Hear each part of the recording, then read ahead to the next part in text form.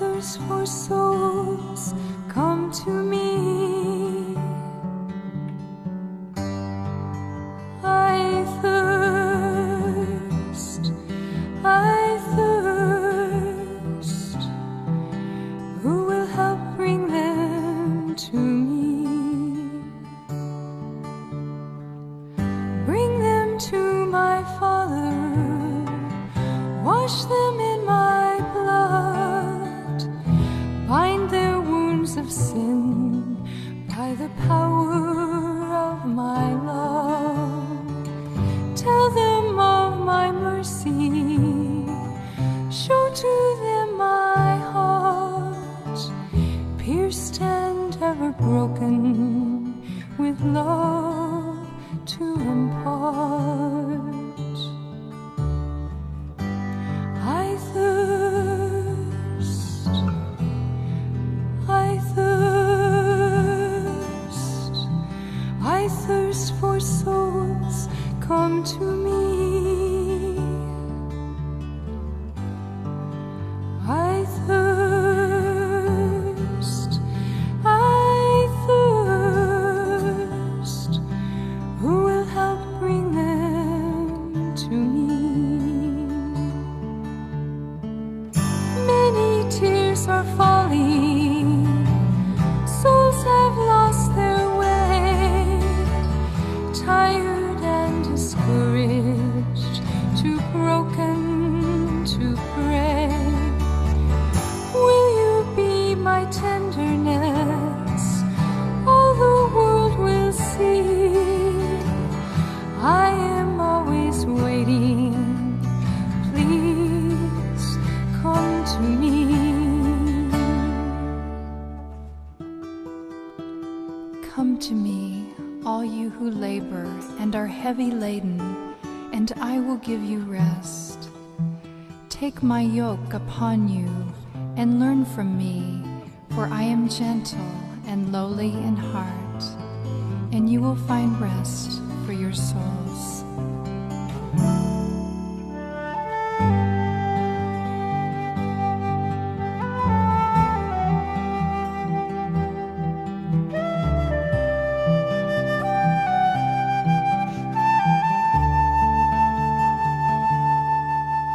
I thirst, I thirst, I thirst for souls, come to me. Who will help bring them to me? I thirst.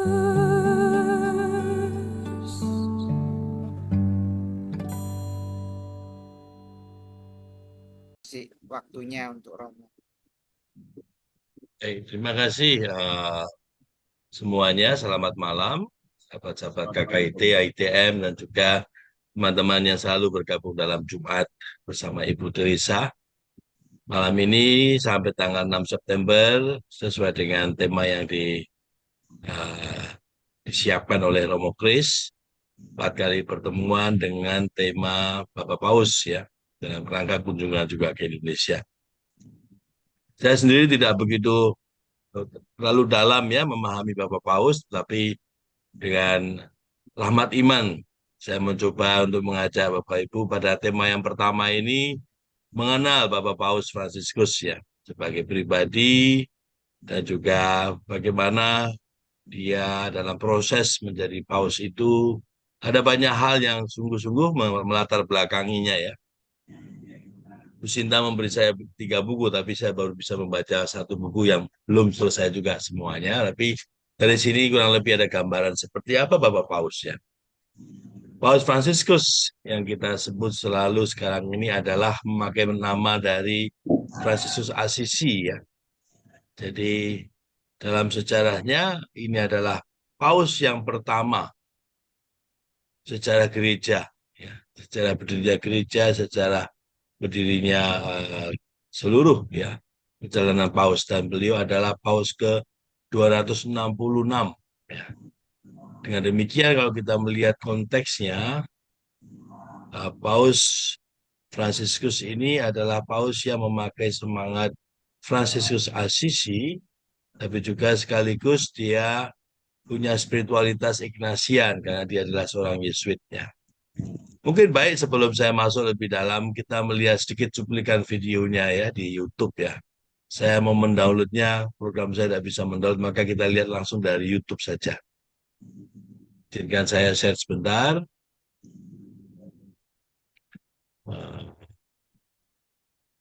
Kita ini.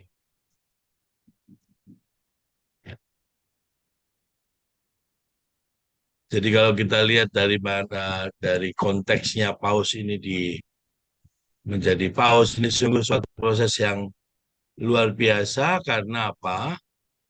Dia menggantikan paus emeritus Benediktus ke-14 ya, ke-16 maksud saya. Dan dalam konteks itu sesungguhnya sesuatu yang terjadi setelah sekian ratus tahun paus mengundurkan diri karena keadaan kesehatan dan dilanjutkan oleh paus penggantinya. Mari kita lihat sebentar ya tentang paus ini.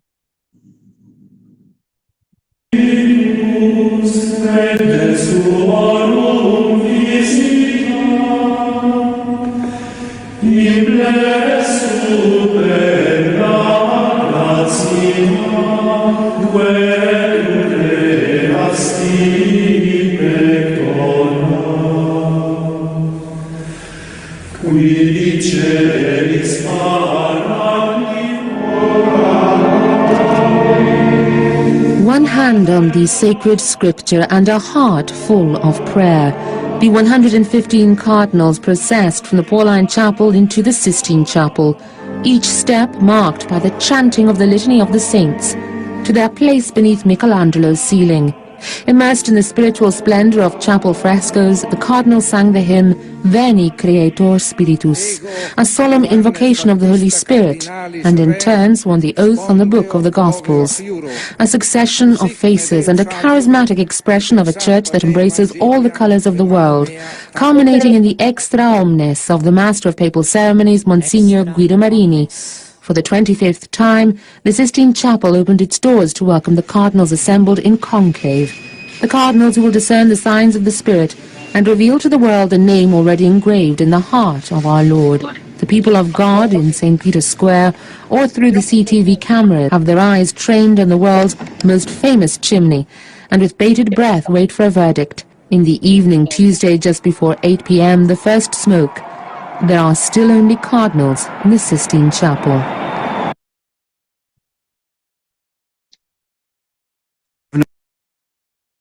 '06 on Wednesday, March 13th, white smoke emerges from the chimney of the Sistine Chapel. The 115 cardinals in the conclave elected, on the fifth ballot, the 265th successor of St. Peter. At age 12 p.m., on the central loggia of the Hall of Benedictions in the Vatican Basilica, the proto-deacon, Cardinal Jean-Louis Taran, announced the name of the new pope to the 100,000 faithful gathered in St. Peter's Square, as well as those around the world. Annuncio vobis gaudium magnum, habemus papam.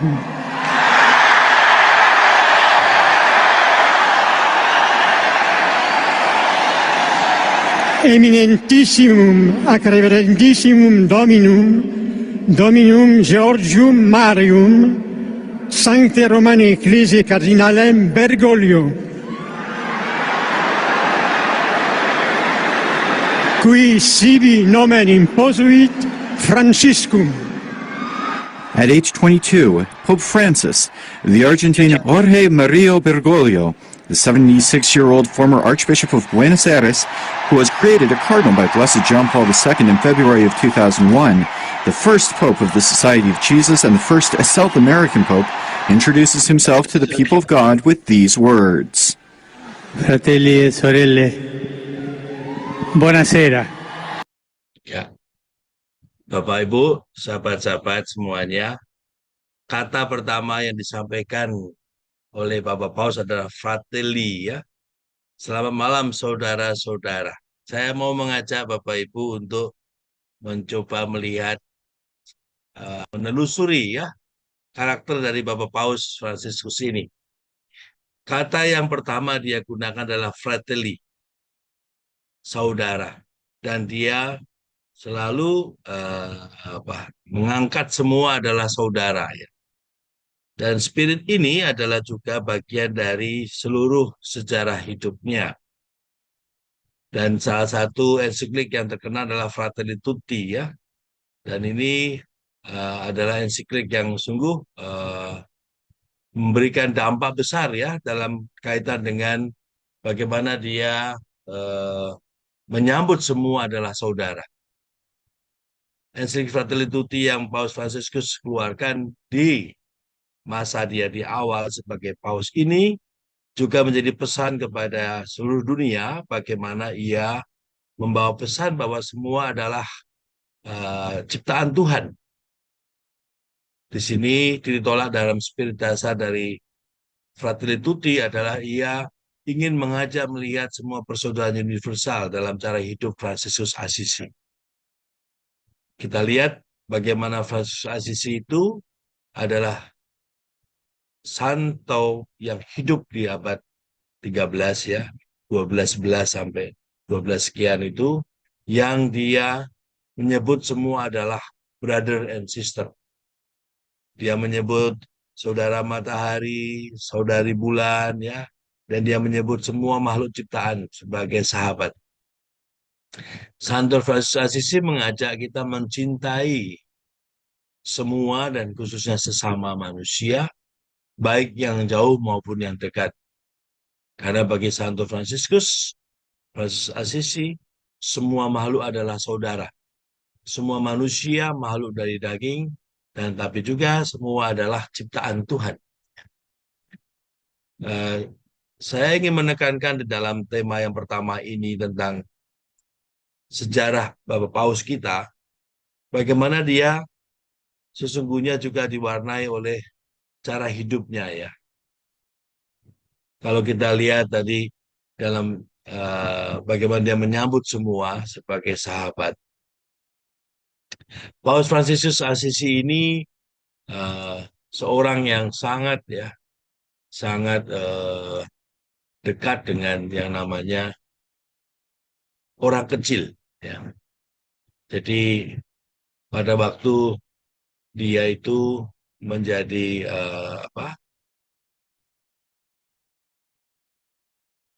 jadi ketika dia di awal sebagai seorang yang berkembang sebagai remaja biasa, ia belajar seperti halnya banyak remaja ya. Tapi ketika di usianya yang awal ketika masuk serikat Yesus, Paus Fransiskus itu mengalami yang namanya sakit ya. Dan sakit itu berkaitan dengan dia kehilangan satu paru-parunya. Dan ternyata pengalaman ini sangat penting bagi dia karena ia hidup di dalam keterbatasan ya. Dan dalam keterbatasan itu dia belajar banyak terhadap orang-orang kecil.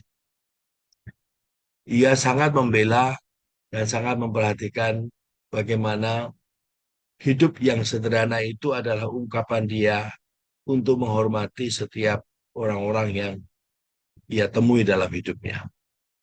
Maka sebagai imam, sebagai kemudian dia juga pada tahun 79 belajar, kemudian tahun 86 dia selesai doktor, dan kemudian tahun 92 dia menjadi uskup pembantu di Buenos Aires. Dia memakai cara hidup yang sungguh menggambarkan orang yang sederhana. Dia masak sendiri, dia naik kendaraan umum ya. Pengalaman sakitnya ketika dia di usia 21 tahun itu ternyata memberikan dia banyak sekali cara hidup yang mewarnai bagaimana ia berrelasi dengan banyak orang. Dan dia selalu mengatakan ya, keberadaan gereja adalah selalu untuk orang. Prinsip hidupnya yang tiada lain adalah dia ingin memberikan pelayanan tentang Kristus. Dia nyatakan di dalam sikapnya sebagai orang gereja yang dekat dengan orang kecil. Maka ketika eh, Paus Benediktus ke-16 ya mengundurkan diri, sebelumnya dia juga adalah kardinal yang bersama dengan Benediktus ke-16 yang namanya sudah naik sebelumnya. Jadi pada saat Benediktus ke-16 menjadi paus, sebenarnya nama Jorge namanya nama kardinal ya, namanya kan kardinal eh, namanya agak susah saya menyebutnya, Bergoglio ya. Dia namanya sudah naik di dalam di antara para kardinal untuk menjadi kandidat paus ya. Tetapi di situ kelihatan sekali bagaimana paus ini menjadi pilihan salah satunya juga karena tantangan dari konteks gereja.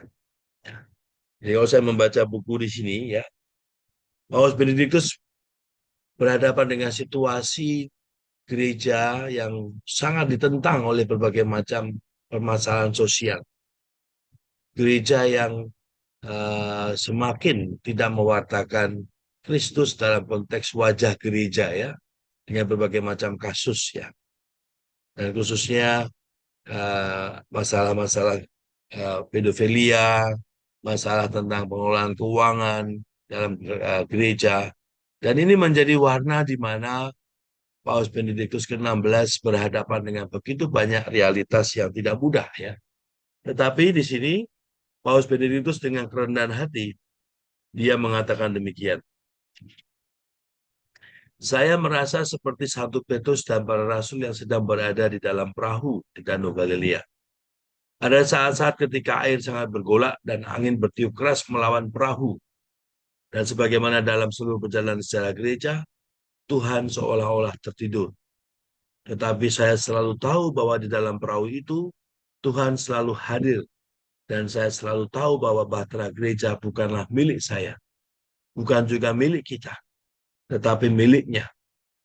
Tuhan tak pernah membiarkannya karam dan tenggelam. Nah, kalau saya membaca dari konteks ini semua, dan juga konteks dari Bapak Paus Benediktus Emeritus Benediktus ke-16, digambarkan bagaimana situasi gereja setelah 8 tahun Bapak Paus Benediktus ke-16 menjadi paus. Ada banyak hal gereja membutuhkan kehadiran seseorang yang memang dapat membawa gereja kembali keluar dari permasalahan-permasalahan sosialnya. Kembali hidup dengan semangat Injil. Dan jelas sekali di sini bagaimana Jorge Bergoglio ini sebagai kardinal, dia begitu sangat diakui di dalam konteks itu adalah sebagai orang yang memang di masa-masa saat ini gereja membutuhkan orang seperti itu. Nah, di sini pada waktu tadi ya, Paus menyambut semua yang memilihnya, dan dia mengatakan di dalam permohonannya, sebelum sang uskup memberkati umatnya, saya memohon saudara-saudara berdoa kepada Tuhan supaya mencurahkan berkatnya kepada saya. Inilah doa umatnya memohonkan berkat untuk uskupnya. Jadi bagaimana sikap dari Paus Fransiskus dengan kerendahan hatinya dan juga sikap yang dia hidupi ya, menghormati semua makhluk hidup dan sebagai saudara, dia memohon untuk didoakan sebagai paus. Dan dia juga memutuskan bahwa dia harus menyelesaikan semua sebelum dia menjadi paus. Maka dia membayar semua ininya uang sewa kamarnya waktu dia ikut dalam konklav ini. Dan dia juga tidak menggunakan semua simbol-simbol yang membuat dia merubah ya karakternya. Contohnya, dia tidak memakai salib yang dari sebagaimana tradisi ya, Dia tetap memakai salib yang dia pakai selamanya dari besi. Jadi bukannya perunggu ya Bapak Ibu ya. Salib itu dari besi ya. Dan dia tidak menggunakan jubah mantul dan semuanya. Dia yang menunjukkan bahwa apa yang ia pilih dengan nama Fransiskus itu adalah sesuatu pesan yang ia ingin sampaikan kepada dunia. Bahwa Fransiskus adalah orang yang berdoa, orang yang mencintai semua ciptaan, orang yang hidup sangat sederhana, dan terlebih lagi adalah orang yang mewartakan Injil dengan cara hidupnya itu. Maka kalau saya membaca di buku tentang ini ya, tentang Paus dari dunia baru ini, kata dunia baru ini kalau saya membacanya adalah betul-betul Paus yang berasal dari pertama kali dari Amerika Latin. Ya. Belum pernah ada Paus dari Amerika Latin. Dan Paus dari Serikat Yesus ya. Ini baru pertama kali dalam sejarah. Ya. Maka kita bingung ya, biasanya kan Paus disebut Jenderal kami disebut Paus Hitam ya. Tapi sekarang Pausnya Serikat Yesus ya. Dan yang menarik Bapak Ibu, kalau kita melihat polanya Paus Fransiskus ya, di setiap kunjungan di negara manapun, dia ingin ketemu dengan saudara-saudaranya dari Serikat Yesus ya. Maka nanti kami pun juga akan ada kesempatan ketemu di Nuncio ya, tepatnya Nuncio. Tapi di sini sebenarnya di balik itu yang saya menemukan adalah bagaimana semangat dia ingin menyapa sahabat-sahabatnya dan saudaranya. Jadi dalam arti tertentu, Paus sebagai seorang Yesuit ya, yang mengalami formasi sebagai Yesuit, dan dia juga menjalani semuanya di dalam prosesnya sebagai provinsial, sebagai uskup, dan semuanya sebagai Yesuit. Dia tetap melihat bagaimana cara hidup dia sebagai seorang Ignatian, tetap dia menjalani hidupnya dengan pilihan sebagai Fransiskus, sebagai pesan kepada dunia ya. Di sini jelas sekali bagaimana kalau saya membaca dari konteks ini ya, bagaimana dia ingin meletakkan kepada pausannya, yaitu paus yang ingin supaya dunia itu kembali kepada semangat Injil. Dan kita tahu Santo Fransiskus konstitusinya semua tentang Injil ya, mengikuti Yesus yang miskin, mengikuti Yesus yang menyapa orang yang sakit, mendatangi orang yang sedang kesusahan, dan inilah kabar gembira. Ya. Maka ditulis di sini, dunia saat ini meminta gereja menjadi saksi kabar gembira, lebih-lebih dengan tindakan yang hidup daripada sekedar kata-kata. Paus Benediktus ke-16 menyampaikan keputusannya untuk meletakkan jabatan pelayanan sebagai paus dengan alasan usia lanjut. Seraya menetapkan bahwa tahta Petrus akan lowong sejak pukul 8 Kamis 28 Februari tahun 2013 ya. Dan kita lihat di sini 13 hari ya. Jadi kan batasnya kan 15 hari ya. Jadi setelah ada sidi vakante ya, kursi kosong itu diberi waktu 15 hari, konklav harus segera mulai. Jadi sebenarnya ini prosesnya cepat ya Bapak Ibu ya, jadi konklav itu kan 15 hari setelah kursi kosong, para kardinal diundang untuk memulai ya, untuk menjalankan konklav. Lalu kemudian tambah lagi 21 hari. Ternyata dalam hari ke-13 setelah Paus Benediktus mengatakan mundur, para kardinal sudah bertemu dan mereka sudah memproses semuanya. Dan kata-kata Paus Benediktus sangat indah sekali di sini. Saudara-saudara terkasih, kata Paus di depan para kardinal, saya mengundang saudara-saudara datang ke konsistori kali ini tidak hanya untuk penetapan 3 kanonisasi, tetapi juga untuk menginformasikan keputusan penting bagi kehidupan gereja. Setelah berulang kali memeriksa batin di hadapan Allah, saya akhirnya menyadari bahwa kekuatan saya dengan usia semakin lanjut tidak lagi layak untuk secara total melaksanakan pelayanan Petrus. Dan di sini pelayanan ini adalah esensinya adalah sedemikian rohani. Harus dilaksanakan bukan hanya dengan bekerja dengan kata-kata, tapi juga dengan segala macam bentuk penderitaan dan doa. Bagaimanapun dalam dunia sekarang ini, segala sesuatu berubah sedemikian kencang dan senantiasa terguncang oleh isu-isu pentingnya. Maka di sini Paus Benediktus mengatakan, menyadari sedemikian seriusnya tugas tersebut dengan kebebasan penuh, saya menyatakan bahwa saya menyerahkan kembali pelayanan sebagai uskup Roma. Dengan demikian tanggal 28 Februari ini tahta kosong. Saya mencoba memahami sejarah terpilihnya Paus Fransiskus ini adalah sebagai suatu peristiwa iman, Bapak Ibu. Ya. Bahwa seorang Paus Emeritus Benediktus ke-16 mengundurkan diri itu bukan semata-mata tentang suatu pergantian pimpinan, tidak. Ini adalah suatu proses iman yang dilakukan untuk gereja. Karena gereja adalah miliknya Allah, maka tidak ada satupun yang perlu dikhawatirkan ketika seorang paus mengundurkan diri dan terpilihlah Paus Fransiskus sebagai paus yang memang sungguh-sungguh gereja sekarang ini hadir sebagai gereja yang mewartakan Injilnya. Kita tidak melihat di sini bahwa ada suatu pergantian yang sifatnya manusiawi. Tapi saya melihatnya di sini pergantian yang sifatnya iman. Ya. Dan inilah yang saya kagumi dengan karya Allah di dalam gereja, ya Bapak Ibu ya.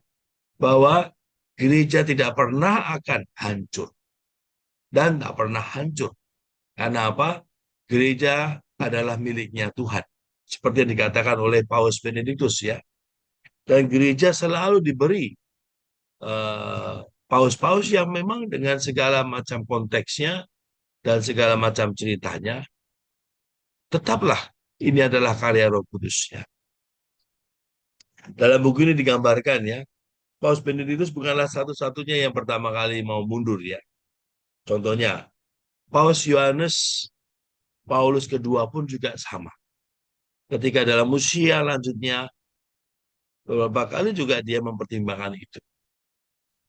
Paus Pius ke-6 ya, di masa-masa yang tidak mudah dari Perang Dunia ya. Jadi pada masa itu pun juga Paus Pius ke-6 juga mengalami suatu goncangan karena sakit, tapi dia kemudian tetap selamat lagi. Dan dia sudah pernah menulis surat pengunduran diri, tapi kemudian tidak jadi. Nah, ini adalah suatu dinamika sangat manusiawi, tetapi di balik itu pergantian paus itu menunjukkan suatu peristiwa iman. Maka Bapak Ibu, kalau kita lihat perjalanan dari Paus Fransiskus ya, kita lihat bagaimana Paus Fransiskus ini memberikan suatu pesan. Nah, ini yang mau saya masuk ke dalam bagian video yang tadi yang saya ulangi ya. Mari kita lihat videonya lagi sebentar.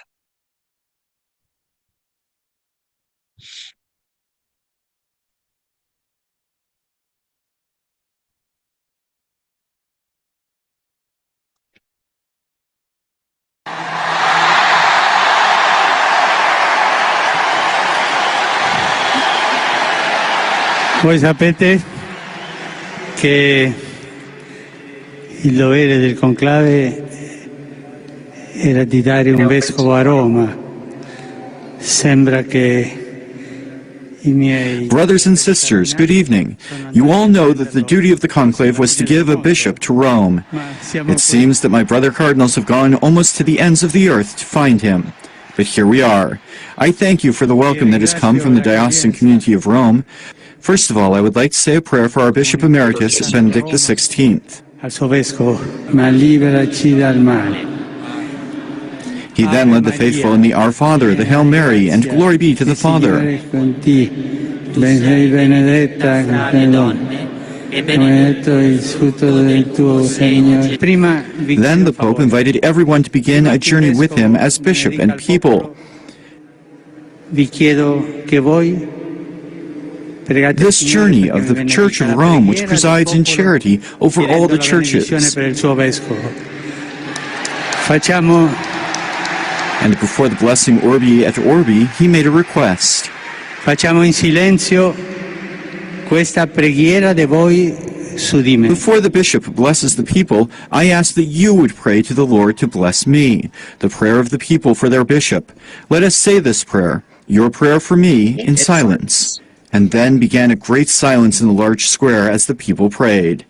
Thus began the reign of Francis, the Pope who came. I will now give my blessing to you and to the whole world, A tutti to gli all men uomini and e women donne of di good buona will. volontà. E per Ya, jadi Bapak Ibu,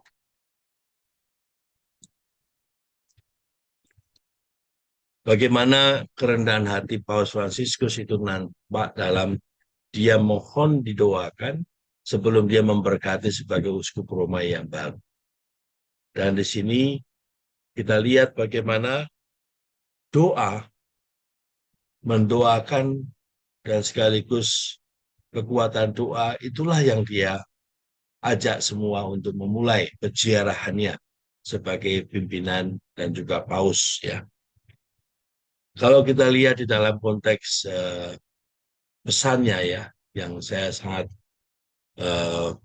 bersyukur bahwa kita punya ensiklik Fratelli Tutti ya. Dia pertama-tama yang dia utamakan adalah kehidupan. Setiap individu adalah anugerah. Ini sudah berkali-kali kita renungkan juga di dalam perenungan Mother Teresa ya Bapak Ibu ya. Bahwa tidak ada seorang pun ciptaan manusia yang tidak dapat hidup tanpa kasih Allah. Maka kita mengalami bahwa dunia yang tertutup ya, dunia yang membuat manusia saling tidak menghormati, tidak menghargai, itu sebenarnya bukanlah tentang manusianya, tetapi situasi dunia yang membuat manusia satu sama lain tidak ramah ya, tidak saling menghormati, tidak saling menerima sebagai ciptaan Tuhan. Maka dalam ensiklik Fratelli Tutti masih tampak bagaimana perpecahan-perpecahan yang disebabkan oleh entah itu negara, budaya, agama, sikap-sikap sosial, kayak kesenjangan sosial, itu yang membuat warna dari setiap kehidupan manusia itu tidak saling menghargai. Fratelli Tutti mengajak betul bagaimana kita berada dalam satu perahu. Ya. Nah inilah juga pesan dari Bapak Benediktus ke-16 dan sekaligus juga pesan yang dibawa oleh Fransiskus. Saya sangat melihat bagaimana Paus Fransiskus sangat menghormati Bapak Paus Emeritus Benediktus ke-16. Dalam banyak video juga ada di sana bagaimana dia mengunjungi dan mencium tangannya Benediktus ya. Dan dia selalu mengangkat apa yang dikatakan Benediktus ke-16 di saat dia mengundurkan diri.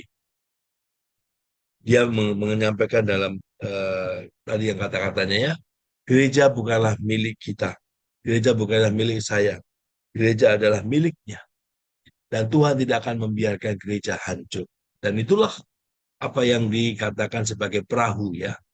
Jadi digambarkan di sini gereja sebagai perahu, sebagai bahtera, kita semua ada di dalamnya. Dan semua ada di dalamnya yang juga mengalami Yesus ada bersama-sama kita. Maka bagi Paus Fransiskus, apa yang disampaikan oleh Benediktus ke-16 tentang gereja sebagai bahtera, dia melihatnya melanjutkan apa yang dikatakan oleh Paus Benediktus, gereja pun adalah tempat di mana semua sebagai satu saudara. Maka kalau kita lihat apa yang dikatakan oleh Paus Fransiskus, Bapak Ibu ya, saya ada teringat dengan pemahaman gereja dalam Vatikan kedua, di mana semua adalah umat Allah. Semua disatukan sebagai penciptaan. Dan semua menghormati karena semua diciptakan oleh Tuhan. Maka di sini persaudaraan universal itu tidak datang dari dunia, tapi sebagai suatu pengalaman akan pengakuan bahwa setiap manusia diciptakan Tuhan. Maka persaudaraan universal itu sifatnya bukan akibat Bapak Ibu, tapi persaudaraan universal itu adalah suatu keberadaan kita ya, kenyataan kita adalah sebagai satu saudara universal, mengatasi agama, mengatasi perbedaan, mengatasi konteks sosial ekonomi, dan itulah yang sungguh-sungguh diangkat oleh Paus Fransiskus ini dalam kepausannya, khususnya di ensikliknya yang pertama itu Fraternity, itu persaudaraan semua. Maka kalau kita lihat lagi di sini bagaimana Paus mengkritisi juga segala perkembangan dunia, khususnya dengan perubahan zaman digital ya. Berkali-kali Paus sungguh mengatakan ya, internet itu adalah anugerah. Semua perkembangan itu adalah anugerah. Tetapi kita harus mengambil keputusan agar menggunakan semua anugerah itu untuk manusia. Maka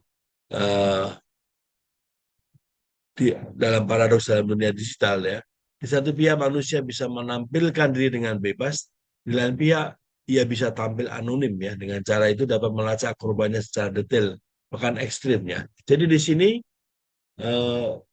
bagaimana perkembangan digital itu sungguh bagi Paus Fransiskus adalah suatu tantangan yang harus dikritisi dengan kembali pada semangat dasar, yaitu semua adalah saudara.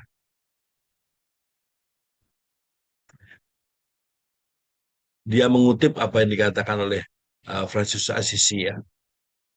Orang yang mampu mendengar suara Tuhan, suara alam, dan suara orang miskin, kiranya ini adalah orang yang bertumbuh dan berkembang. Dan kalau kita lihat bagaimana Paus Fransiskus melihat dalam konteks yang lebih dalam ya, bahwa khususnya kan setelah dia jadi Paus tahun 2013 ya, 6 tahun kemudian kan ada masalah pandemi ya, dan di mana dia sungguh-sungguh prihatin dengan situasi itu, dan bahkan juga dia memberi berkat ya dari Roma untuk semua di seluruh dunia. Di situ dia digambarkan bagaimana dalam masa pandemi itu dia terus mengajak orang untuk terus punya harapan. Dan harapan itu adalah dengan mendedikasikan hidupnya bagi sesama. Yaitu bagaimana orang menghormati mereka yang sakit, para perawat, dokter yang merawat, tugas kebersihan dan semuanya. Dan di situ jelas sekali bagaimana krisis global itu adalah juga krisis yang dipahami oleh Paus sebagai jalan berahmat. Dalam arti apa? Orang kembali lagi kepada semangat persaudaraan. Orang kembali lagi pada semangat menghormati setiap manusia. Menghormati harkat martabat manusia, dan menghormati juga bahwa hidup manusia selalu mengarah kepada akhirnya, yaitu Sang Pencipta sendiri. Nah, saya mau mencoba mengajak Bapak Ibu untuk kembali melihat ya video tadi sebentar. Pada bagian terakhir ya. Tadi ada CM soalnya. Ya. Mari kita lihat sebentar.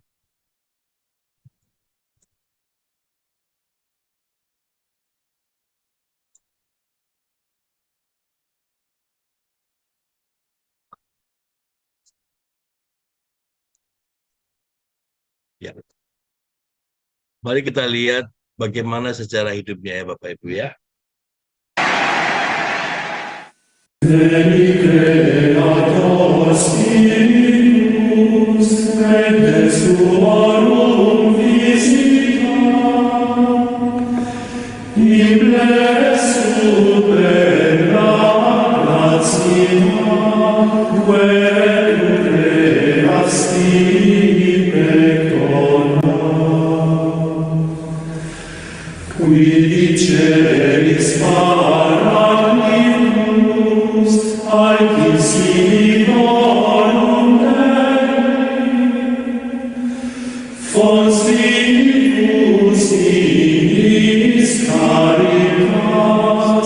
et spiritualis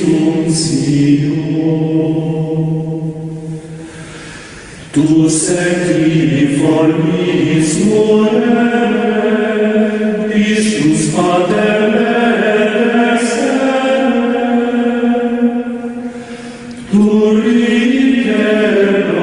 Baik. Cuplikan yang tadi singkat tentang hidupnya ya. Saya mencoba melihatnya bagaimana hidup sederhananya itu bukanlah artifisial. Hidup sederhananya itu adalah hidup yang dia hidupi, Bapak Ibu ya. Suatu keputusan. Dan suatu keputusan yang ia lakukan secara otentik karena apa? Sejak dari dia mulai masa pembinaan, masa sebagai imam, sebagai pribadi, sebagai uskup, dan dia jadi sebagai kardinal pun ya, dia tahun 2001 menjadi kardinal, dia tetap memilih hidup sederhana. Dia tetap memilih hidup bersama masyarakat. Dan dia menggunakan transportasi umum. Dan dia tidak menggunakan satupun kendaraan-kendaraan pribadi ya. Dan dia masak sendiri. Dan dia juga melakukan Kamis Putih, menghormati, mencuci kaki orang-orang HIV, dan bahkan dia juga bersama dengan para pekerja ya. Nah, ini semua menunjukkan bahwa gereja mendapatkan seorang pemimpin yang memang sungguh-sungguh menghayati bagaimana hidup yang ia persembahkan untuk gereja adalah tentang Kristus ya. Mewartakan Kristus adalah mewartakan apa yang ia yakini. Dan apa yang ia yakini adalah apa yang ia lakukan. Dan apa yang ia lakukan dia pilih sebagai suatu bentuk nyata ia mewartakan Injil. Dalam buku ini ya, saya masih membaca terus ya. Saya memberikan garis bawah beberapa. Hal yang baru yang signifikan dari dokumen-dokumen yang dia tulis ya, ia mengatakan demikian.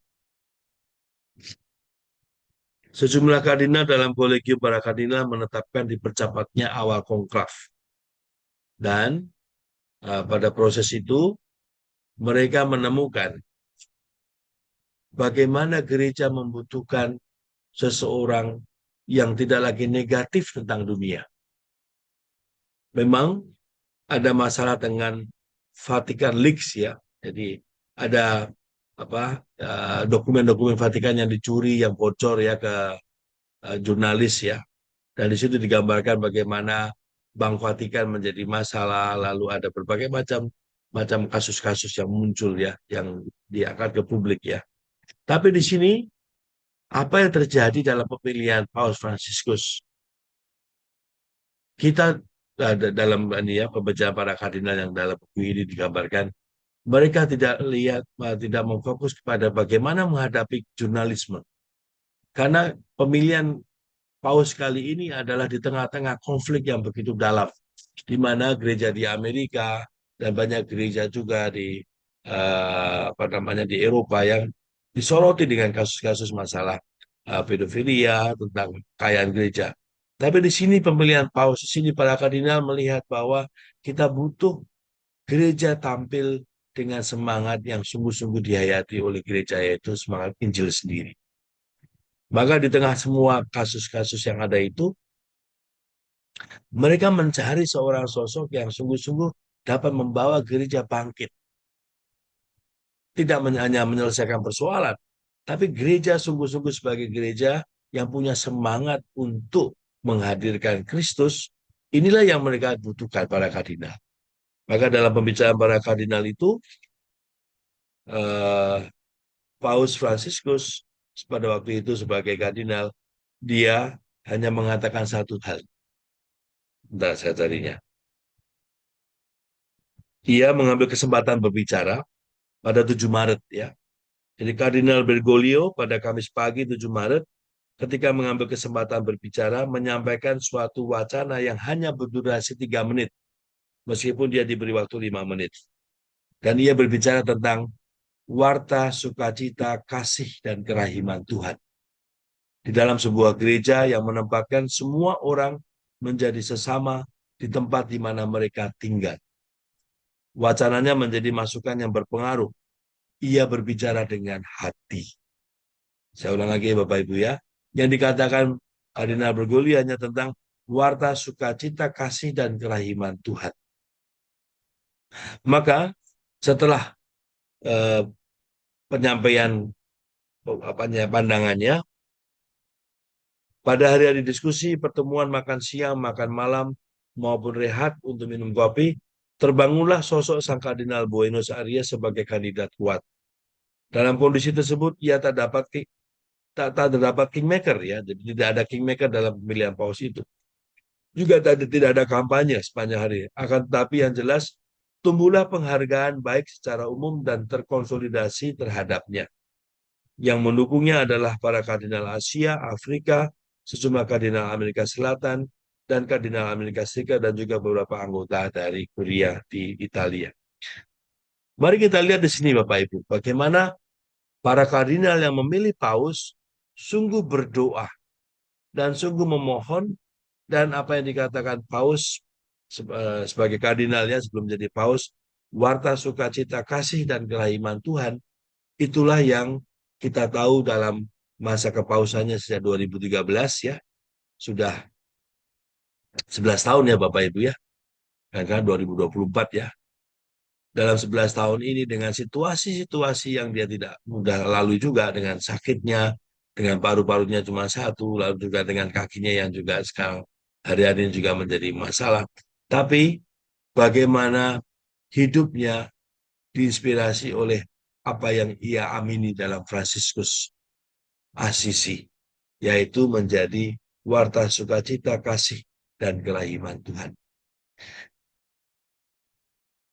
Saya mau kembali kepada Fratelli Tutti ya Bapak Ibu ya. Jadi dalam bab pertama dalam Fratelli Tutti yang terjadi adalah bahwa kita berhadapan dengan dunia yang gelap ya. Maka bab pertama dengan dunia yang terdengar muramnya, bayangan dunia yang tertutup ya. Jadi Fransiskus menyadari bahwa dunia yang dihadapi dalam konteksnya sekarang ini adalah dunia yang tertutup. Dalam arti apa? Dunia yang tidak melihat manusia satu sama lain sebagai saudara. Dan di situ yang ada adalah dunia yang penuh dengan masalah krisis global, dunia yang berkaitan dengan saling mempengaruhi secara geopolitik dan semuanya. Dan ini menunjukkan bahwa kita butuh solidaritas dan pengorbanan. Dan itu yang ia bawa di dalam Fratelli Tutti. Dan khususnya pada bab kedua dalam bukunya dengan judul Orang Asing di Jalan, diawali dengan teks Gaudium et Spes. Kita tahu Gaudium et Spes adalah tentang sukacita ya, kegembiraan dan sukacita dan harapan.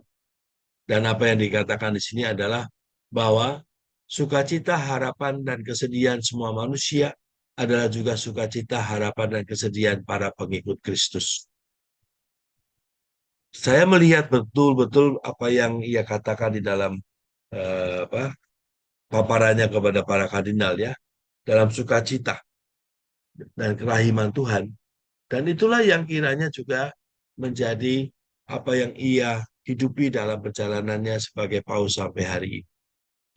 Termasuk dia mengunjungi Abu Dhabi ya, mengulang kembali peristiwa yang terjadi ketika Fransiskus Asisi bertemu dengan El Malik ya, yaitu Sultan yang pada waktu itu mau menyerang daerah Eropa, khususnya sudah masuk ke daerah Roma dan semuanya. Tetapi karena berjumpa dengan Fransiskus, Sultan akhirnya mempunyai harapan ya. Dia memperlakukan para tawanan yang di Roma dengan baik. Jadi dia tidak lagi sebagai manusia yang kalah dan bisa diperlakukan dengan sewenang-wenang, tidak. Jadi dia mengatakan juga dalam suratnya dalam pertemuan dengan Fransiskus Asisi bahwa perjumpaan dengan Fransiskus Asisi merubah cara dia melihat manusia. Dan ini juga yang terjadi pada pertemuan di Abu Dhabi ya, dengan Paus Fransiskus bersama dengan Sultan di Abu Dhabi, itu menunjukkan bagaimana ia menghormati setiap orang dengan pilihannya. Karena setiap orang dengan pilihannya yang memperjuangkan kehidupan adalah juga pilihan untuk membawa manusia kepada penghormatan satu sama lain sebagai ciptaan Tuhan. Dalam Fratelli Tutti yang bagian terakhir, bagi bab 2 ini, dia menulis demikian. Dengan siapa Anda menyamakan diri? Orang terluka, penyamun, imam, atau orang Samaria? Itulah pertanyaan yang menantang kita. Mengabaikan itulah mentalitas dunia kita. Dan sayangnya itu menjadi umum. Sejauh sesuatu atau seseorang tidak menjadi urusanku atau menimbulkan masalah bagiku, aku tak akan menyentuhnya. Kita mengutamakan kepentingan diri, kita membangun dunia dengan cara menghindari yang sakit dan terluka. Orang Samaria yang baik hati mengundang kita untuk memaknai bahwa hidup bukan berarti melewati, melainkan menjumpai. Bapak Ibu, kata-kata ini bagi saya sangat penting ya untuk memahami Paus Fransiskus ya. Dalam kata-kata ini jelas sekali bahwa dia tidak melewati setiap peristiwa begitu saja, tetapi dia menjumpai setiap orang dalam setiap peristiwa-peristiwa yang ada. Dan dia tidak hanya menjumpai, tapi dia juga bersama mereka, tinggal bersama mereka. Terus terang saya pribadi belum pernah bertemu langsung ya, hanya melihat dari kejauhan dengan Paus Fransiskus ya. Maka kesempatan kali ini bagi saya menarik ya Bapak Ibu ya, karena dalam kesempatan yang pendek ini semua datang ke Jakarta. Saya hanya membayangkan ya, nanti tanggal 5 September itu GBK seperti apa ya. Baru saja saya tadi rapat juga siang tadi ya, sore tadi dengan panitia nasional ya. Kita semua juga pada bertanya tentang bagaimana nanti proses orang datang, orang masuk dan semuanya. Karena semua dari seluruh Indonesia datang dan antusias ya. Ada Romo yang dari Sorong ya, datang bersama Bapak Uskup ya. Dan dia bilang, kami harus parkir di mana? Karena saya belum pernah ke Jakarta. Romo itu memang tidak tahu betul tentang Senayan dan GBK, tapi semangatnya banget luar biasa. Saya membayangkan kegembiraan dan sukacita berjumpa dengan Paus ini bukanlah tentang berjumpa dengan seorang manusia semata-mata atau seorang pimpinan, tapi kita mengalami kegembiraan sukacita sebagai umat ya, umat Allah ya. Maka di sini tidak hanya umat Katolik juga, tapi semua ya, ada perjumpaan dengan umat Muslim dan semua. Dalam agendanya padat sekali ya, dalam 3 hari itu sudah penuh dengan perjumpaan-perjumpaan dengan dialog antara agama dan semuanya. Tapi bagi saya yang menjadi penting di sini adalah bahwa kehadiran gereja sungguh menyejukkan ya Bapak Ibu. Dan kita bersyukur juga bahwa mempunyai seorang paus yang pada konteks saat ini sungguh-sungguh kita butuhkan. Kesederhanaannya dan juga konsistensinya. Membela dan memperjuangkan semua adalah saudara. Maka kalau saya melihat apa yang dilakukan oleh Paus dengan segala nanti Romo Kris pasti akan mendalaminya ya.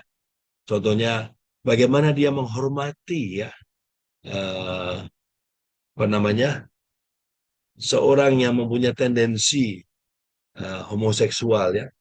Dia menghormati orang itu sebagai pribadi, sebagai ciptaan Tuhan. Maka dia mengatakan tendensi itu adalah sesuatu yang kodrati yang memang terjadi dalam diri seseorang. Tetapi dia adalah ciptaan ya. Maka Paus juga mengatakan gereja menyambut setiap orang tanpa kondisi. Maka gereja menyambut orang yang berdosa, orang yang tidak berdosa, orang yang dengan heteroseksual, orang yang semua gereja terima. Ketika manusia melakukan tindakan yang tidak sesuai, itulah dosa. Itu yang gereja tidak.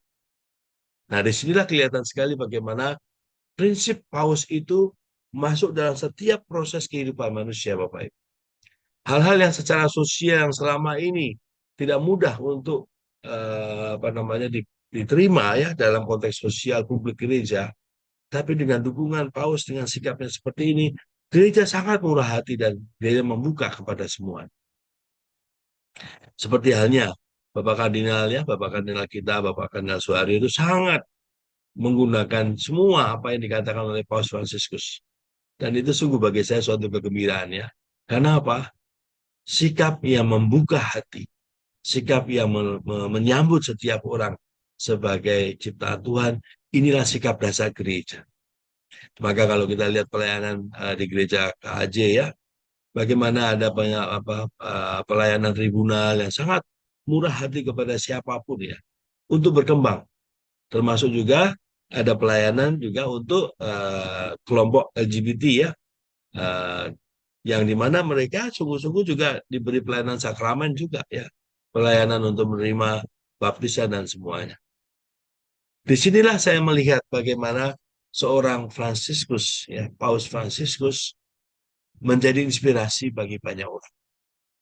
Dan tentunya kita yang sudah setiap Jumatan menghayati spiritualitas Aethers ya, aku haus ini, ya bagaimanapun saya tidak pernah terlepas dari setiap Jumatan dengan semangat Ibu Teresa juga ya.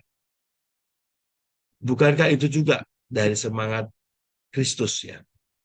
Jadi kalau kita berjumpa dengan Ibu Teresa, berjumpa dengan Paus Yohanes Paulus II, berjumpa dengan Paus Fransiskus, berjumpa dengan Paus Benediktus ke-16 Emeritus, semua adalah pribadi-pribadi yang mewartakan Kristus dengan segala keunikannya, dengan segala konteksnya.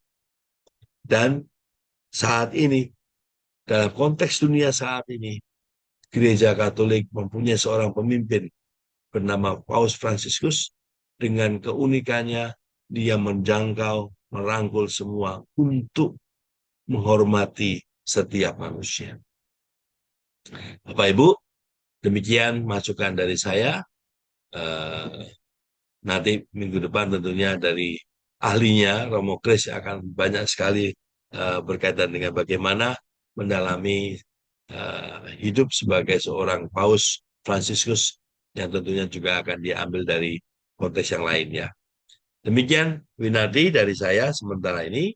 Saya ingin mengakhiri pesan dari bibliografinya Bapak Paus Fransiskus adalah seorang pribadi yang sangat menghormati semua ciptaan, khususnya manusia, sebagai saudara. Dan inilah prinsip dasar dari Paus Fransiskus. Demikian. Ya, terima kasih Romo Rudi sudah membuka ya pada kita, paling tidak mengingatkan kembali ya terpilihnya Paus Fransiskus sebagai Paus yang ke-266 ya Romo ya. Ya. Ya, oke. Dan waktu itu saya juga melihat di televisi ya waktu rame, dan sangat cepat sekali asap yang keluar itu dari cerobong, dan sudah tahu ya. Dan kita tahu tadi dari Romo Rudi diingatkan kembali bahwa memang sebelumnya memang Paus Fransiskus ini juga sudah ya masuk mungkin kayak istilahnya 10 besar gitu ya mungkin Romo ya, yang akan terpilih ya, dan akhirnya juga ini. Dan menurut Romo Rudi tadi itu adalah peristiwa iman ya yang luar biasa ya.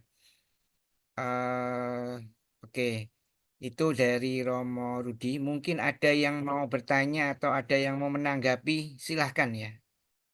Di sini teman-teman yang nanti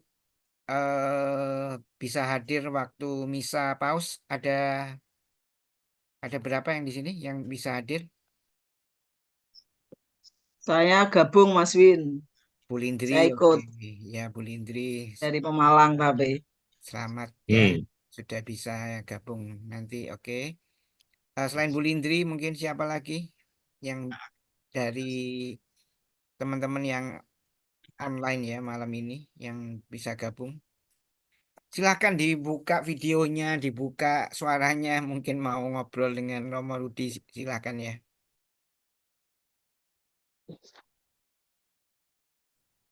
Bu Lindri, oke, mungkin Bu Lindri ada kesan apa ya terhadap paus kita malam ini? Karena juga eh sebagai suatu persiapan ya kita bertemu dengan Bapak Paus kita ya. Eh, paling tidak kita mengenal ya. Oke, mungkin Bu Lindri apa yang mungkin mengesan ya dari Paus kita ya, Iya, Paus Fransiskus ini ya. ya pertama eh, kesempatan ini mungkin kesempatan kedua ya Mas Win. Tahun kemarin kami ziarah dan terakhir ke Vatikan Roma dan waktu itu Bapak Paus berjalan untuk audiensi ke umat dan kami bersyukur karena kami berada di barisan yang tidak jauh dengan beliau. Adik saya yang dekat bisa itu. Itu yang saya rasakan. Eh, Kalau ini nanti bisa ikut misa, berarti saya bisa melihat beliau untuk yang kedua kali. Dan saya merasakan ketika pernah masuk ke Vatikan itu ke Roma, ketika ada misa-misa hari besar itu, saya ikut bisa apa ya, seperti ikut bisa merasakan, oh di sana ya, seperti ini kehadirannya eh, Paus yang begitu apa ya, menyapa gitu loh. Ini yang saya rasakan itu. Maka saya bersyukur karena di paroki kan dapat jatah, kemudian setiap lingkungan dapat jatah dan ternyata tidak semua mengambil loh. Maka ini sebenarnya menjadi satu kesempatan kalau ada kesempatan tidak diambil karena ini kan kesempatan langka ya. Kalau kemarin katanya Jakarta itu 35 tahun ada paus lagi karena dulu Paus Yohanes kedua. Ini Paus Yohanes kedua ya saya diberi kesempatan ikut misa waktu itu di Jogja. Cuma dengan paus ini berarti saya bisa melihat beliau, bisa hadir di ada paling enggak ya tidak di depan, tapi bisa menghadiri kehadiran beliau untuk yang kedua kali nanti tanggal 5 September ini. Bagi saya ini sebagai satu rahmat Mas Win. Ya, Ya, meskipun jauh tidak bisa berdekatan, tapi sapaan yang bagi saya sangat berharga. Itu aja Mas Win, terima kasih.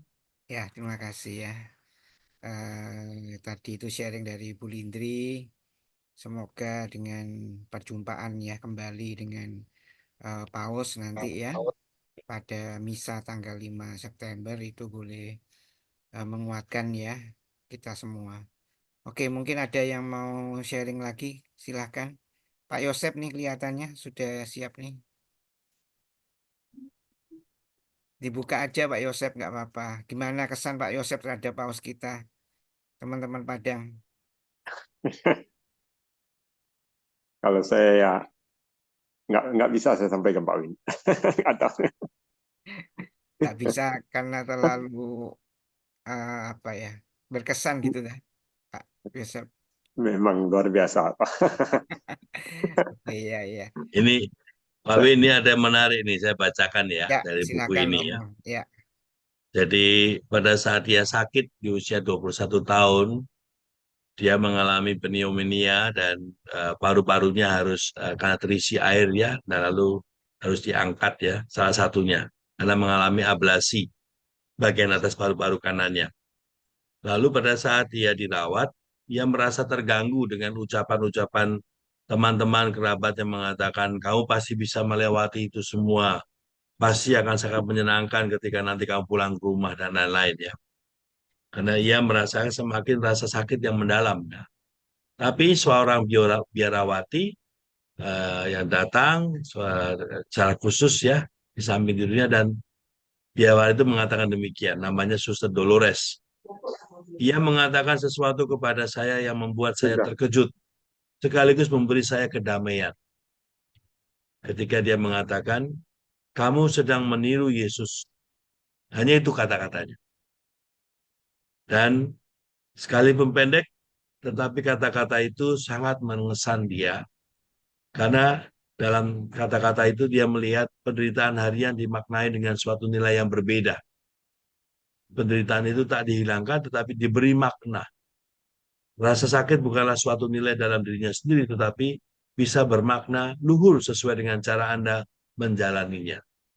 Panggilan kita adalah kepenuhan dan kebahagiaan, dan dalam pencarian akan kepenuhan itu, rasa sakit adalah suatu titik batas. Untuk itu, makna rasa sakit baru sungguh-sungguh dipahami melalui kesengsaraan Tuhan yang menjadi manusia, yaitu Yesus Kristus. Ini kata-kata Paulus. Nah, ini persis seperti yang dalam kalimat yang di layar saya ya. Suffering is nothing by itself, but suffering shared with the patient Christ is wonderful gift, the most beautiful gift, a token of love ya. Jadi ini persis yang dikatakan oleh Paus Fransiskus juga ya. Jadi rasa sakit itu adalah titik batas ketika kita mampu menemukan maknanya, ketika itu sebagai suatu jalan untuk meniru Yesus. Maka ketika penderitaan itu di-share dengan sebagai jalan salib, itu lalu menjadi rahmat. Dan ini adalah suatu bentuk cinta ya. Ini yang ingin saya tambahkan ya, karena ini kata-kata yang sangat penting dalam konteks kita sebagai kerabat kerja Ibu Teresa yang menghayati semangat Ibu Teresa. Ternyata semangat ini bukanlah tentang Ibu Teresa saja gitu. Semua yang mengalami Yesus, semua yang mengalami sampai kepada suatu pengalaman personal dengan Yesus, semakin menemukan bahwa setiap peristiwa dalam hidup ini adalah jalan ya. Dan itu ketika kita share dengan jalan salib Tuhan, lalu menjadi indah. Maka saya hanya melihat begini. Mengapa Paus ini berani? Mengapa Paus ini tidak lagi melihat hal yang harus ditutup, dihalang-halangi ya. Kalau itu memang sesuatu yang harus diangkat untuk mewartakan Injil. Maka Paus kalau membaca dalam konteks setelah dia menjadi Paus dalam 11 tahun terakhir ini, ada banyak pembenahan di Kuria Roma. Ada banyak pembenahan di dalam sikap gereja. Ada banyak ajakan Paus untuk kepada gereja-gereja lokal supaya terbuka ya. Maka tema sinodal bersama Paus ini yang sekarang di semua keuskupan sedang berjalan menunjukkan bagaimana spirit dari Bapak Paus Fransiskus menjadi spirit dari gereja universal. Yaitu semua adalah saudara dan semua adalah Kristus ya. Jadi Kristus yang memanggil kita untuk menyapa. Jadi menyapa, menjumpai orang itu bukan lagi alasan manusia karena kasihan, tapi karena kita melihat Yesus yang sungguh memanggil kita untuk menyapa dan menjumpai setiap orang. Ini tambahan Pak Winardi. Saya perlu membacakan ini karena ini menarik ya, karena ini ada sesuatu yang pesan yang persis sama yang dihidupi juga oleh Ibu Teresa, yaitu semua karena Kristus. Demikian Pak Win, Ya, tambahannya. terima kasih Romo. Oke, itu ada tambahan tadi ya dari Romo. Cukup menarik memang semua untuk Kristus ya.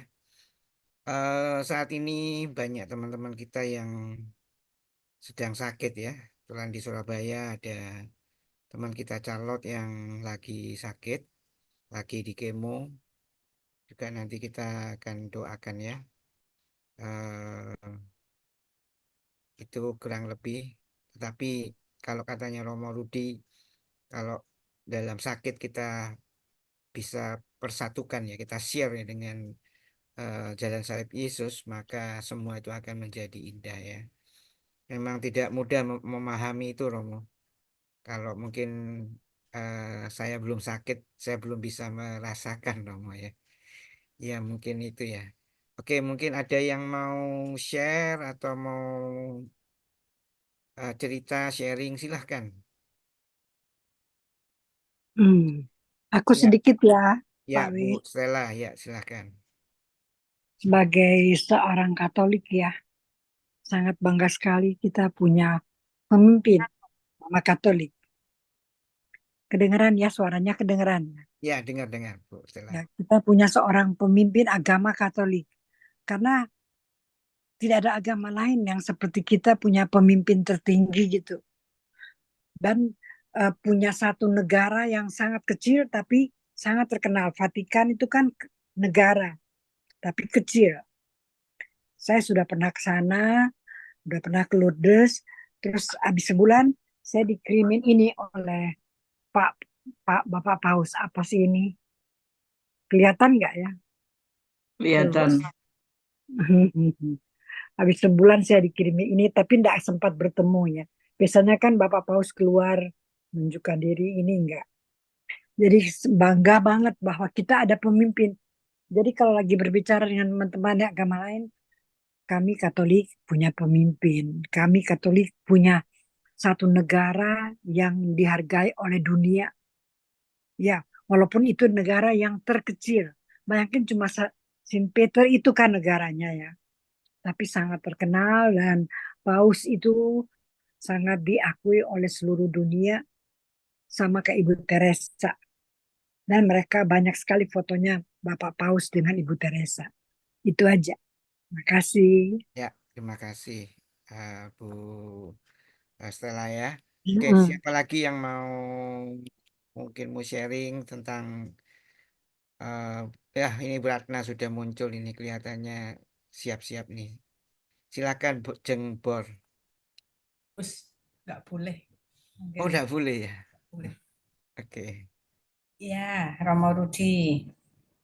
Jadi, dan teman-teman semua, jadi pertama-tama kesan selalu terhadap Paus Fransiskus ini adalah orang yang tidak pernah punya apa ya, anu jelek gitu ya, pikiran ataupun karena wajahnya aja tuh udah wajah yang lucu gitu kan, selalu wajah lucu, agak nakal matanya dan lain sebagainya kan itu. Dan memang di dalam kehidupannya dia menunjukkan sesuatu yang selalu tadi yang disebutkan Romo Rudi itu sederhana dan memilih kepada yang terkecil di antara yang kecil seperti Mother Teresa. Yang ingin saya bukan ya mungkin bukan bertanya atau apa, tapi saya hanya sharing yang saya rasakan saja. Jadi seringkali di dalam kekerabatan sebagai orang Katolik itu, di mana tadi Romo Rudi mengajarkan bahwa Paus ini sangat mengajarkan untuk memandang sesama, baik yang Katolik ataupun tidak, sebagai fraternity tadi ya, sebagai saudara ya.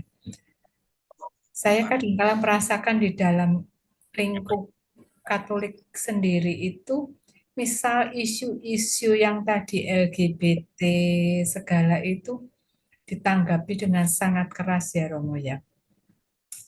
Jadi oleh sebagian umat, bahkan ada juga kaum biarawannya, itu dengan sesuatu yang sangat keras, yang sangat tadi artinya itu tidak benar, itu dan lain sebagainya. Padahal sikap Paus sendiri sebagai pimpinan itu sangat jelas bahwa dia memandang mereka itu sebagai fraternity, biarpun itu memang tadi ya mereka itu tetap tadi ada kesalahan yang perbuatan-perbuatannya yang tidak benar, tapi sebagai manusianya Paus sangat menghargai mereka dengan kemudian tadi penyimpangan-penyimpangan mereka itu. Tapi biarpun secara perbuatan mungkin pasti tidaklah perbuatan yang tidak benarnya. Tapi yang saya rasakan itu seringkali kita sebagai orang-orang Katolik sekelompok mengecam sangat keras. Kemudian kita juga tadi memandang imigran, segala itu memang mereka tadi mungkin tadi memang mereka merepotkan, tapi juga tadi Paus itu orang yang selalu tadi, makanya Itali juga tadi dengan manusia-manusia kapal itu selalu mereka menolong. Saya pikir itu ada campur tangan dari Vatikan ya. Tapi saudara-saudara kita itu tidak, ya bagaimana ya, saya juga tidak bisa menyalahkan ya, kadang-kala memang imigran itu juga membuat kacau, seperti sekarang yang Olimpiade di Prancis, mungkin sebagian juga di Inggris dan lain sebagainya. Dan itu ingin saya tadi, bagaimana sikap kita ya Romo ya dengan dengan perbedaan, dengan tadi kemudian dari kelompok kita sendiri yang kemudian sangat keras dan itu bertentangan dengan sikapnya Paus yang menganggap yang menunjukkan bahwa semua adalah saudara. Itu Romo yang ingin yang saya rasakan seringkali tidak pas dengan spiritnya Paus itu. Terima kasih. Ini luar biasa, Bu Ratna. Yang diangkat oleh Bu Ratna ini sangat besar sekali Bapak Ibu menerima saya. Karena persis itulah yang diperjuangkan oleh Paus. Ya. Dan yang saya salut dengan Paus ini adalah dia selalu mengajak semua untuk melihat Yesus. Di tengah segala macam konflik, di tengah segala macam perbedaan dan semua perlakuan yang tadi dikatakan ya, tidak manusiawi ya, dengan diskriminasi, tapi tetap Paus mengajak melihat Yesus. Dan saya memang melihat demikian karena Yesus pun di zamannya dia pun juga ditolak ya. Yesus kan menyapa juga banyak orang, menyapa juga banyak yang dikucilkan ya. Tetapi Yesus selalu mengajak semua untuk mengambil sikap. Dan dia selalu mengajak semua untuk mendengarkan lewat perumpamaan-perumpamaan. Contohnya Samaria ya, orang Samaria yang baik hati itu. Lalu juga mereka yang istilahnya wanita Sirofenisia dari yang mohon doanya ya kepada Yesus untuk menyembuhkan anaknya. Meskipun Yesus dari orang Yahudi, tapi dia mengatakan pada akhirnya imanmu lah yang menyelamatkan. Nah, perumpamaan-perumpamaan di dalam kitab suci itu menunjukkan bahwa menjadi seorang Kristiani itu adalah orang yang bersikap dan orang yang mempunyai prinsip, dan prinsip itulah yang Yesus selalu ajarkan dalam Injil. Maka Paus Fransisius selalu mengajak kembali ke Injil, kembali ke Yesus. Karena itulah sumber dari semua yang membuat kita menghadapi segala macam dunia yang menolak ya, menolak manusia satu sama lain. Dan terima kasih Bu Ratna sudah mengangkat ini. Itulah keadaan kita. Jadi sebenarnya tidak hanya umat Katolik saja, tapi juga banyak manusia pada umumnya masih mendiskriminasi ya, bahwa hal-hal seperti itu tidaklah normal dan semua. Tetapi kembali kepada Injil, yaitu menerima setiap manusia sebagai ciptaan dan sebagai anugerah. Dan saya melihat ini kekuatan dari Paus Fransisius yang terus konsisten ya. Maka Evangelii Gaudium ya, ensiklik tentang kegembiraan sukacita Injili yang dia buat di waktu dia jadi paus, lalu Fratelli Tutti, Motum Proprio dan semuanya itu semua selalu mengasuk kepada Gaudium et Spes tentang harapan ya. Dan apa yang dikatakan Vatikan kedua dengan Gaudium et Spes adalah bahwa suara hatilah yang menjadi sumber dari manusia melihat bahwa Allah itu berkarya dalam setiap manusia. Sangat menarik Bapak Ibu. Kalau ada kesempatan membaca dokumen gereja khususnya yang Vatikan kedua Gaudium et Spes Magnum et Gentium, dengan membaca dengan ensiklik dokumen-dokumen dari Bapak Paus Fransisius ini sangat sangat ada di sana. Contohnya yang kita sudah tahu ya, mencintai bumi ya, Laudato Si itu juga bagian dari bagaimana Paus mencintai setiap makhluk hidup sampai kepada bumi tempat manusia hidup ya. Maka Laudato Si itu adalah suatu sikap manusia yang menghancurkan dunia karena sikap manusia yang menolak manusia. Sampai akhirnya dunia hanya dieksploitasi untuk kepentingan manusia tertentu. Semua ensiklik Bapak Paus, nanti Romo Kris pasti minggu depan akan membawa itu, kan dia ahlinya ya. Pasti akan mengangkat tema tentang bagaimana semua adalah ciptaan, dan itulah ciptaan yang terbesar adalah semua diciptakan oleh Tuhan. Terima kasih Bu Ratna, saya hanya Romo. tergeliti untuk untuk memberikan sedikit ya. Saya sharing sedikit ya. Saya pernah baca Bapak Paus cara di tempat anak-anak mungkin sekolah, pokoknya tentang anak. Ada satu anak di depan yang nangis terus. Jadi sama Bapak Paus ditanya kenapa dia nangis, suruh dia maju. Terus dia bilang, papa saya ateis, apakah bisa masuk surga enggak, Bapak Paus? Terus Pak Paus bilang bahwa iya, biar bapakmu ateis bisa masuk surga gitu. Bagus sekali. Kesian anak itu karena dia tahu papanya ateis, jadi dia tanya ke Bapak Paus, apakah papaku juga nanti bisa masuk surga? Paus bilang iya, pasti bisa. Bagus banget. Ya, Ya, di sharing itu juga ya. Immanuel namanya. Romo Iya. Rudi Bagus pernah di ya, sharing Pastor juga ya. ini. Iya, pasti bagus banget. Ya, oke. Terima kasih diingatkan ya oleh Bu Stella. Ya memang meskipun banyak juga yang eh, apa ya tidak suka ya, saya ngomongnya begitu ya Romo ya, dengan apa yang dilakukan oleh pos kita, tetapi ya itulah yang dilihat ya, persaudaraan itu ya sebagai Dia tidak ciptaan ya. menyetujui perkawinan, Ya, tapi dia bilang itu kita mesti terima manusia itu, tapi dia nggak ya. mau dikawinkan, dia nggak mau, dia nggak setuju dengan perkawinan yang antara sesama laki atau apa, tapi dia tidak mau, dia tidak, mereka menerima mereka tapi tidak menyetujui dikawinkan gitu kalau nggak salah ya, kalau saya baca. Ya, ya Bu Stella ya. Hmm.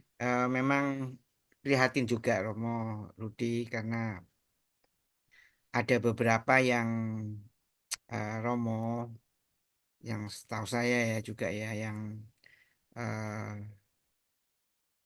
mungkin istilahnya Gay. keluar dari gereja Katolik karena paus juga gitu ya. Tetapi ya semua ini kembali kepada konteksnya ya. Memang ada yang ekstrim ya. Saya bilangnya begitu Romo ya. Ya. Jadi ada yang ekstrim juga ya, mungkin itu. Oke, mungkin siapa lagi yang mau? Ya, Pak Win. Pak Fran ya, Saya silakan Pak Win. Fran. Ya, ya. Sebentar, apa? Ya, Terima silakan kasih. Pak Fran dulu ya. Ya, terima kasih Pak Win. Ya, yang saya rasakan itu Bapak Paus ini adalah apa? Sebagai wajah kasih dari Yesus di dunia ini. Dan dia sangat apa? Kesederhanaan dan kasihnya juga mencurahkan kita sebagai umat Katolik sangat bangga itu. Terus yang kedua mungkin dia sangat familiar dengan ini anak-anak generasi Z sekarang ya, bagaimana pendekatannya luar biasa. Jadi sampai anak-anak generasi Z ini bersuka ya dengan sikap dan pandangan Bapak Paus yang mengenai perkawinan sejenis itu, baik perempuan laki-laki yang perkawinan sejenis itu mungkin dia bukan sebagai suatu sakramen ya bagi dia, tapi semua itu saudara kita. Bagi pandangan, kalau pendapat saya, pandangan kita. Cuma saya ingin menanyakan ke Romo Rudi, bagaimana pandangan Paus tentang perang Timur Timur tersebut, perang Timur Tengah ya, yang saat ini belum berakhir-akhir gitu. Terima kasih, Romo. Tentang perang saya tidak tahu banyak tentang ininya Pak, berkaitan Politik. dengan. Tapi yang saya pahami dia mendoakan supaya perdamaian Damai. terjadi, termasuk untuk Ukraina, untuk Rusia, untuk semua ya. Jadi ya kita bisa melihat bagaimana Paus itu adalah pemimpin rohani ya. Iya. Dan di situ dia harus menempatkan betul ya bahwa pesannya adalah pesan universal, bukan Oke. pesan dalam kaitan dengan sifatnya sektarian atau eh, eksklusif ya. Dan maka Iya. saya sangat menghargai bagaimana dia selalu mengajak semua bertemu, termasuk yang dia lakukan dengan Fratelli Tutti itu. Ya. Dia ke Iya. Abu Dhabi ya, Iya. untuk menyampaikan pesan perdamaian. Nah, itu kan pesan yang luar biasa karena dalam sejarah kepausan baru dia yang datang ke Timur Tengah. Ya. Iya. Iya. Makasih, Dan Romo. Mother Teresa, ya, Paus Yohanes Paulus II juga mengatakan kepada Ibu Teresa itu, saya tidak dapat ke tempat daerah yang saya nggak diterima, tapi mengutus Ibu Teresa untuk ke sana. Tapi Paus Fransiskus ini paus yang memang datang ke sana. Maka ya, kehadirannya adalah kehadiran gereja. Dan kehadirannya adalah kehadiran bagaimana seorang paus yang mewartakan ya Injil itu adalah damai ya, bukan suatu permusuhan. Demikian Pak Franz. Ya. Jadi Artinya, LBJT itu bukan masuk sakramen, itu masuk persaudaraan aja ya Romo ya. LBJT ini tentang apa nih? Tentang Timur Tengah atau tentang LGBT? perkawinan sejenis. Ya. Oh, tidak ada. Gereja tidak mengakui perkawinan sejenis. Tidak. Jadi di sini sebenarnya berkat, Pak. Jadi gini, konteksnya demikian, ya. Ketika kita memberkati anak-anak, ya, memberkati pasangan, memberkati manusia siapapun ya, itu kan berkat untuk semua. Maka ketika seseorang yang memohon berkat, ya, itu adalah sesuatu yang wajar, ya. Seperti halnya orang yang punya seksualitas yang hetero sama yang homo, itu kan kecenderungan ya. Itu kan kita tidak bisa mengatakan apapun tentang itu, karena itu kan bagian dari hidupnya. Tapi sebagai manusia yang mohon berkat, itu semua orang perlu mendapatkan perlakuan yang sama. Maka di sini tidak ada pembicaraan soal perkawinan sejenis, Pak. Paus tidak mengatakan apapun tentang itu. Tapi Paus mengatakan semua diberkati oleh Tuhan. Ciptaan Tuhan. Ini. Semoga tidak salah memahami bahwa gereja mengakui perkawinan tidak ada hubungan dengan pernikahan, tidak ada hubungan dengan sakramen. Manusianya ya. Manusianya, persaudaraannya ya. Jadi kita. Oke, Kalau Romo, Bapak Ibu tahu konteksnya di Amerika ya, saya kan dulu di daerah Boston toh. Saya pernah memberkati pasangan suami laki perempuan di Cape Cod ya. Itu pengalaman pertama yang eksistensial buat saya. Jadi waktu saya memberkati pasangan itu, saya tidak menyangka bahwa di Cape Cod kan daerahnya gay sama lesbian. Nah, ketika saya memberkati, lalu saya minta mereka saling mengungkapkan ya, lalu mereka saling mencium satu sama lain. Saya kaget karena di belakang itu pasangan sejenis pada cium-cium. Oh, ternyata di Cape Cod itu kan daerah seperti itu ya. Ada juga pengakuan di Massachusetts kan pengakuan civil union ya, bukan perkawinan dalam arti gereja tapi civil union. Dan memang itulah sikap gereja di sana, artinya mereka adalah umat Allah ya. Jadi mereka menerima komuni di sana juga. Tapi ini adalah situasi gereja di Amerika. Maka saya hanya mengatakan demikian, bahwa gereja hadir untuk semua dan gereja hadir untuk merangkul, menjumpai semua. Gereja tidak hadir untuk menghakimi, tapi gereja hadir untuk menjumpai. Nah, inilah persis yang dikatakan oleh Paus. Kita tidak hanya melewati setiap manusia, tapi kita menjumpai setiap manusia. Dan ini pesan yang luar biasa. Sudah jam 9, Pak. Bu Anu kok belum ngobrol ini? Terima kasih Romo. Ya, terima kasih. Tadi ada Istirahat, Romo. satu yang mau bicara, nggak apa-apa. Saya kasih kesempatan. Siapa tadi? Bu siapa ya? Terima kasih Pak Win. Bu Astria. Oke, silakan. Iya, terima kasih. Terima kasih Romo. Selamat malam. Malam, Untuk Bu. mengenal lebih dekat dengan Paus Fransiskus itu memang saya belum pernah mengerti, belum sekali, tapi sedikit saya membaca ensikliknya, itu kok saya nggak ngerti istilah gula ya Romo.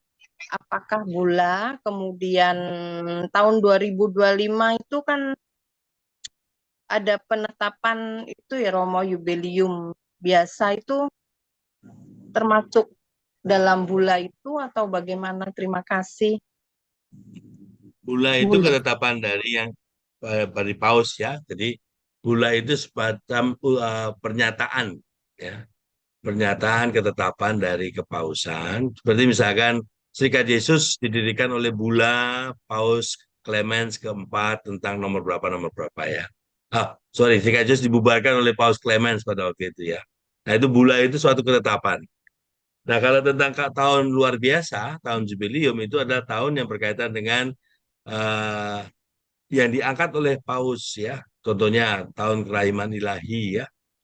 Lalu juga nanti ini pintu suci dibuka nih tanggal 24 Desember tahun ini sampai tahun depan ya. Itu juga tahun luar biasa juga. Di tahun luar biasa itu menggambarkan tentang bagaimana Paus mengajak seluruh umat Katolik dalam tahun itu mendoakan satu intensi yang memang Paus ingin semua mendoakan bersama-sama. Itu setiap tahun Pak Paus pasti akan mengundang ya, tapi khusus pada waktu tahun kalau tidak salah 2000 berapa ya saya lupa 2000 tahun kerahiman ilahi saya lupa tahun berapa itu. Nah, itu Paus memang secara khusus 2024 17 Juni yang tentang kerahiman ilahi atau tentang apa? Saya rasa tentang bukan. sabda kerahiman. Ya, 2016 kerahiman. 2016. Ya, betul ya. Ya, itu tahun kerahiman ilahi dan itu lalu menjadi juga tahun yang dia dibawa oleh semua gereja juga atau semua keuskupan juga. Demikian Bu Asteria. Iya, terima kasih Romo. Ya, terima kasih. Pak Win, terima kasih. Saya kira sudah pukul 9, nanti ada beberapa ya ensiklik yang tadi Romo Rudi sebutkan, nanti saya coba akan kirim ke grup WA. Saya lihat ada 2 yang saya punya, yang tadi ya, apa Tuti, ada Tutinya. Fratelli Tutti, Fratelli Tutti sama Gaudium, itu ada ya. Evangelium Gaudium. Ya, Evangeli Gaudium. Saya punya 2. Nanti saya coba kirim ke teman-teman di grup ya, supaya bisa kita baca dulu untuk paling enggak nanti tanggal 5 September saat kita misa bersama ya dengan Paus, baik yang bisa hadir di GBK ataupun yang hanya nonton di televisi. Oh, jadi Kira itu meliput ya Pak ya. kenapa? Kakak itu meliput juga. Enggak Yang ada ya. Karena kakak itu yang datang hanya enggak banyak juga ya yang datang. Tadi yang Sudah dibagi Pak Win kursinya atau bloksnya? oh belum dapat ya nanti Oh, ya. belum. Saya kira masih belum dapat ya. Oke, karena waktu sudah pukul 9, biasanya burungnya Bu Koni bunyi, tapi hari ini tidak bunyi ya. Kita tutup aja ya. Angin. oh, anu kuku kloknya. Ini tutup sudah kok, sudah. Ya oke. eh Yang penting kita dengan hari ini tadi Romo Rudi sudah membawa pengantar pada kita bahwa semangat dari Paus Fransiskus sebagai kita jadi saudara ya, satu saudara sebagai satu ciptaan yang ya yang menjadi persaudaraan itu yang mungkin yang lebih kita tekankan ya pada malam hari ini. Semoga bisa kita semakin mengenal ya, dan itu mengajak kita semua untuk semakin dekat ya kepada Paus kita, Paus Fransiskus ya.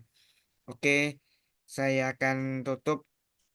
Kemudian kita akan mendengarkan sebuah lagu yang biasa kita dengarkan, Kambi My Light ya. Semoga dengan mendengarkan apa yang dibawakan oleh Rudi itu juga bisa membantu kita untuk ingatkan ya, khususnya tadi diingatkan dalam penderitaan kalau disatukan ya dengan jalan ini kita akan bisa membawa sukacita juga gitu ya. Oke, kita mau dengarkan lagu Kambi My Light.